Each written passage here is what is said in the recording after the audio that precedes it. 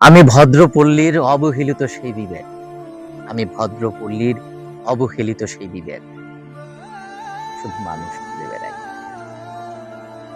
বিশ্বাস করুন, গোটা পল্লী কানায় কানায় মানুষ, অথচ আমি মানুষ খুঁজে বেড়াই। খাদ্যের অভাবে মানুষ ভিক্ষা করে,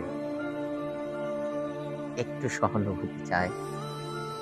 বিবেক মিয়ার তল্লাটে আজ রমরমা মানবতার ব্যবসা চলছে, তাই কেউ কেউ ফায়দা লুটে যায়। জীবন মানেই যুদ্ধ।